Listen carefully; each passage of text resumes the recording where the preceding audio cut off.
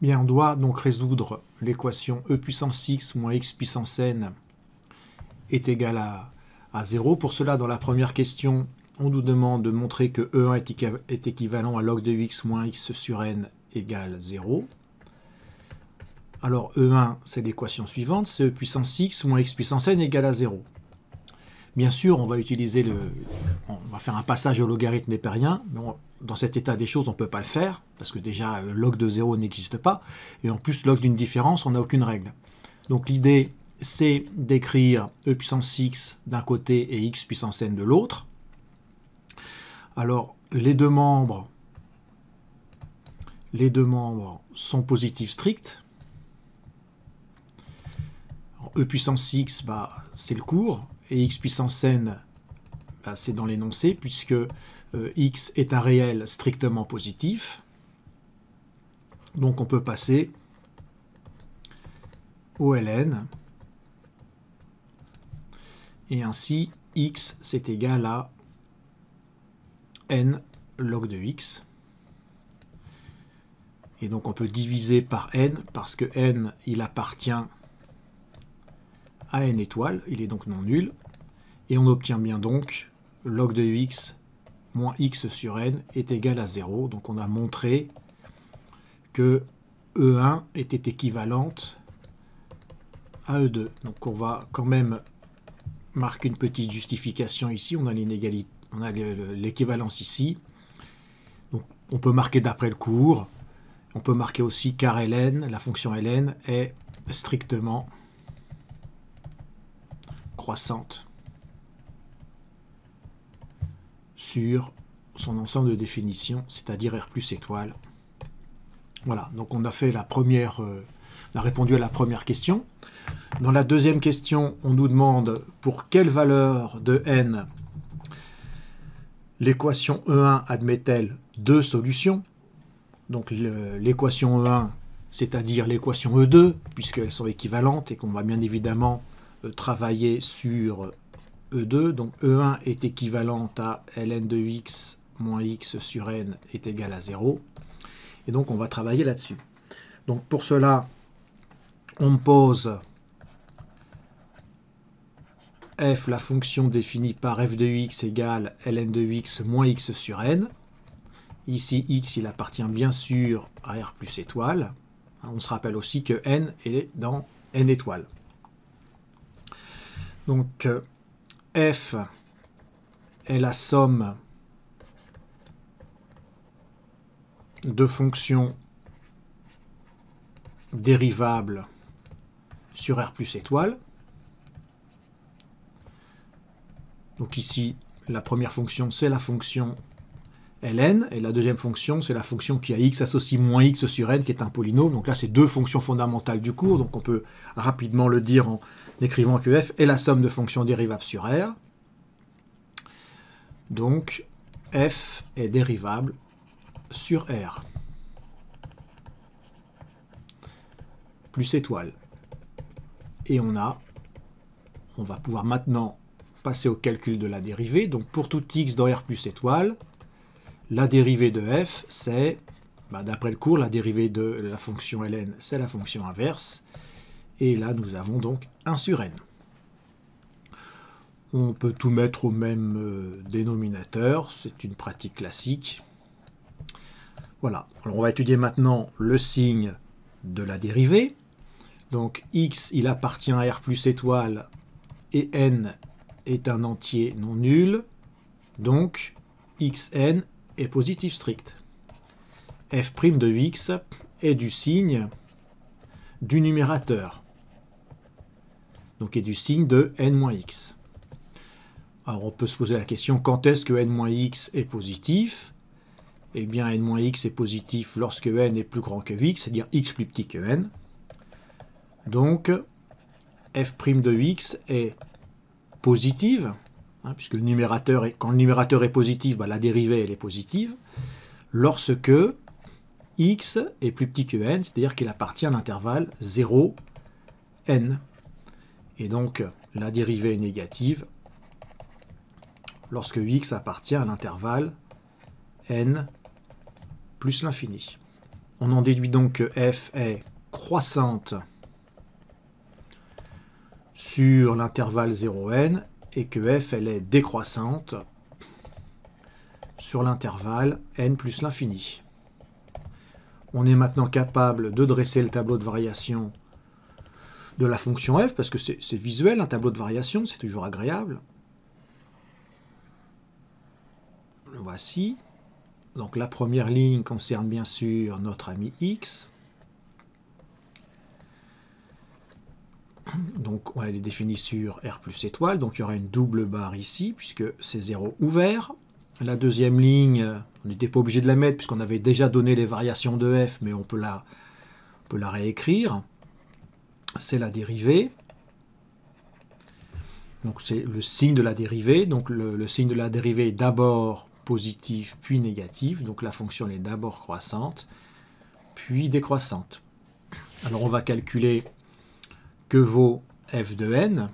F de n, c'est log de n moins n sur n, c'est-à-dire log de n moins 1. Alors il va nous falloir bien sûr, pour appliquer le théorème de la bijection, la limite en 0 ayant plus l'infini. Donc calculons tout d'abord la limite de f de x lorsque x tend vers 0. Alors c'est x qui tend vers 0. X forcément il appartient à l'ensemble de définition de la fonction, donc qui est R plus étoile, donc c'est sous-entendu x tend vers 0 plus. Alors on a déjà, bon on va le faire directement parce qu'il n'y a pas de forme indéterminée ici. On a la limite de ln de x en 0, c'est moins l'infini. La limite de moins x sur n en 0, bah c'est 0. Donc, par somme, tout simplement, la limite de f de x, c'est moins l'infini, lorsque x tend vers 0. Et enfin, la limite en plus l'infini de f de x. Alors, tout d'abord, là, ce sera la même chose ou pas? Alors, réfléchissons. ln de x va tendre vers plus l'infini, moins x sur n va tendre vers moins l'infini, donc on aura une forme indéterminée. Donc, comment faire? Alors, f de x, c'est ln de x moins x sur n. On va mettre ici le chef en facteur. Ici, c'est x. Donc, on a pour tout x dans R plus étoile, f de x égale, donc je vais mettre le chef ici, c'est x. On va avoir donc ln de x sur x moins 1 sur n. Maintenant, on peut traiter la limite, puisque la ln de x sur x, lorsque x tend vers plus l'infini, d'après le cours, ça tend vers 0. C'est le cours qui nous le dit. Donc, la limite de ce qu'il y a dans la grande parenthèse, ça va tendre vers moins 1 sur n. Lorsque x tend vers plus l'infini. En dessous, on va marquer la limite de x. Lorsque x tend vers plus l'infini, bon, bah, ça c'est une évidence, hein, ça tend vers plus l'infini. Alors, moins 1 sur n est de quel signe? C'était pas forcément négatif, hein, c'est pas parce qu'il y a moins que le nombre est négatif. Bon, n il est dans n étoile, donc moins 1 sur n il est négatif. Donc, par produit, la limite, donc le produit ce n'est autre que f de x, donc c'est la limite de f de x, lorsque x tend vers plus l'infini, va être égal à moins l'infini. Bon, ce qui est cohérent avec notre tableau de variation. Alors, pour quelle valeur de n l'équation NE1 admet-elle deux solutions? Ben, on voit bien que s'il y a deux solutions, il va y en avoir une sur cette branche et une sur cette branche. Mais pour cela, il faut absolument que ln-1 il soit positif strict. Si ln-1 est égal à 0, donc la fonction elle est croissante, elle atteint la valeur 0 et puis après elle est décroissante, donc là elle n'aura qu'une solution. Si ln de n-1 est négatif strict, bah, dans ce cas-là, l'équation f de x égale à 0 n'a aucune solution. Donc il faut absolument que ln de n-1 soit positif strict. Donc on peut écrire que ln de n-1 est positif strict lorsque ln de n est plus grand que 1, c'est-à-dire lorsque n est plus grand que e. Donc c'est équivalent à dire, puisque je rappelle que n est un entier, donc être plus grand que 2,7 quelque chose, c'est être supérieur ou égal à 3, quand on appartient aux entiers naturels. Voilà. Donc ici, lorsque n est plus grand que 3, cette quantité-là, elle est positive stricte. Je vais donc pouvoir appliquer mon théorème de la bijection 2 fois. Une fois sur la première branche, une fois sur la deuxième branche. Donc, notre argument principal, c'est toujours d'après le tableau de variation de la fonction f, de point. F est continue et strictement croissante sur, alors le premier intervalle c'est 0n, à valeur dans, eh bien elle va à valeur dans moins l'infini log de n-1. Donc je ferme le crochet ici parce que je l'ai fermé en n. Je l'ouvre forcément moins l'infini, ça ne se discute pas. Or, 0 appartient bien à cet intervalle-là, puisque log de n-1 est un nombre positif. Donc 0 appartient bien à cet intervalle-là. Donc d'après le théorème de la bijection, que certains appellent aussi le corollaire du théorème des valeurs intermédiaires, l'équation f de x égale 0 admet une unique solution, donc sur l'intervalle 0n, qu'on note alpha. Donc en fait, alpha, il a deux choses, il appartient à 0n déjà, et son image par f est nulle. Donc alpha est quelque part, je vais le représenter en bleu, et quelque part par là, j'avais dit en bleu, voilà, clac, clac, clac, clac, clac, et ici donc, on a notre 0. On va faire exactement la même chose, donc je vais le faire juste à l'oral, hein, mais c'est la même rédaction, sur la deuxième branche.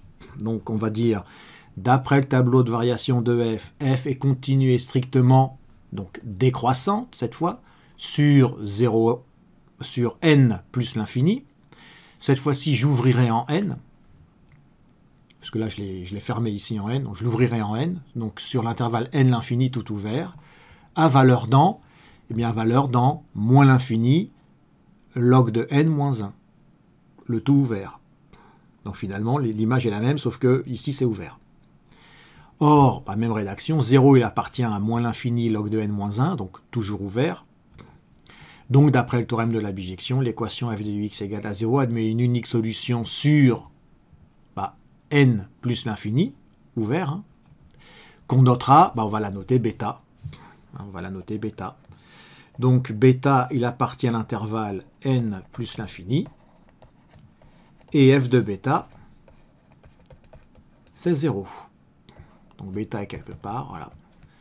Donc on a donc bien prouvé que lorsque n est plus grand que 3, il y a deux solutions à l'équation E1. Maintenant, on va montrer que si n n'est pas plus grand que 3, il n'y aura pas de solution. Donc si n, alors on va l'écrire, on n'a plus beaucoup de place, on va essayer de l'écrire là. On va écrire en dessous un petit peu. À moins que je fasse page continue.